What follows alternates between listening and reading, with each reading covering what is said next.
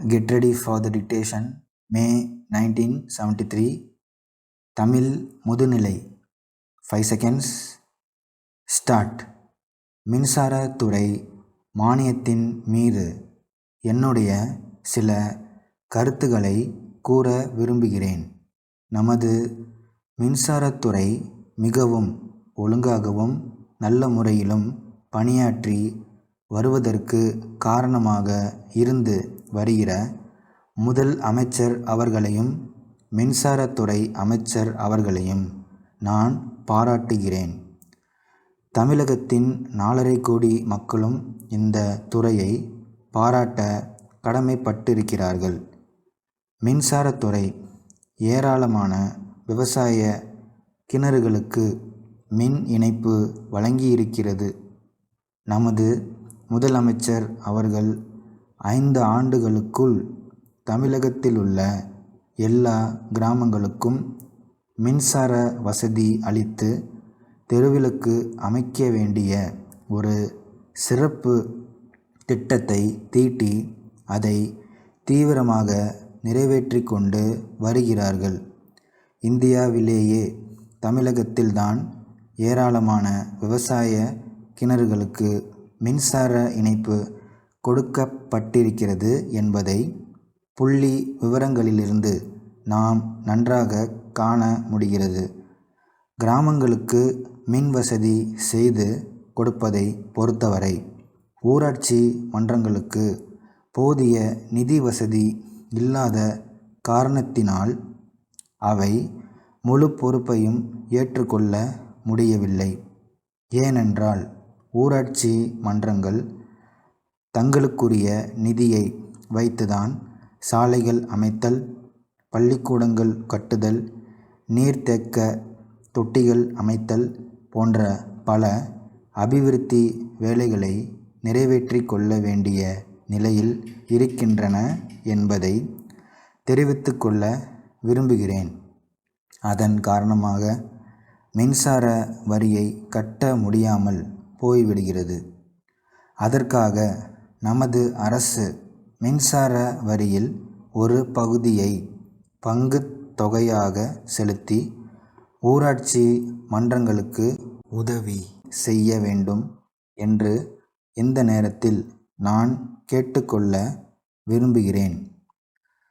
5 ஆண்டு காலத்திற்குள் தமிழகம் எங்கும் மின்சார வசதி செய்து கொடுக்கப்படும் என்று கூறி அதை நிறைவேற்றும் வகையில் முதல் அமைச்சர் அவர்கள் தக்க நடவடிக்கை எடுத்து கொண்டு வருகிறார்கள் என்பது பாராட்டத்தக்கது. ஆனால் இதே நேரத்தில் இன்னொரு கருத்தை நான் தெரிவிக்க விரும்புகிறேன்.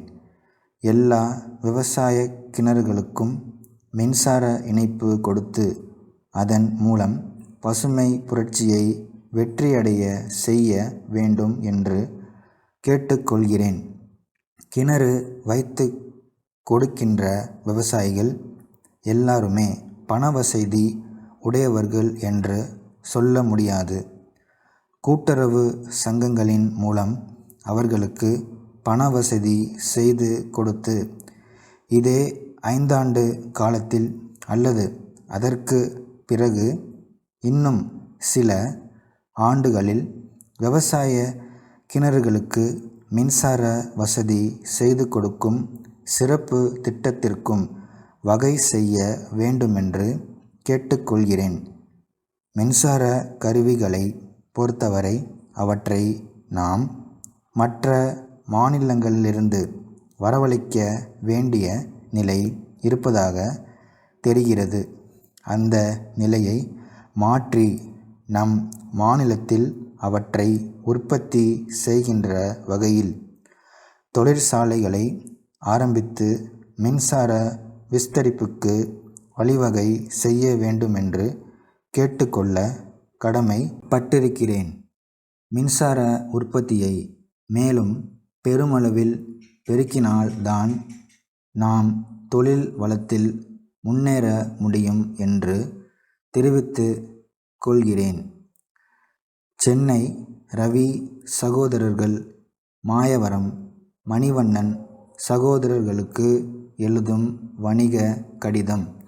அன்புடையீர், தங்கள் கடிதத்தில் கேட்டுள்ளபடி எங்களுடைய பொறுப்பில் உள்ள விற்பனைக்குரிய நிலத்தின் விவரங்களை தங்களுக்கு தெரிவிக்கிறோம். இத்துடன் இணைக்கப்பட்டிருக்கும் வரைபடத்தில் கண்டுள்ளபடி 5 ஏக்கரா பரப்பிலுள்ள நிலம் மிக வசதியான இடத்தில் இருக்கிறது. இந்த நிலத்திற்கு ஒரு புறத்தில் முக்கிய நெடுஞ்சாலை ஒன்று செல்கிறது. அத்துடன் ரயில்வே சந்திப்புக்கு மிக அருகிலும் அமைந்து உள்ளது.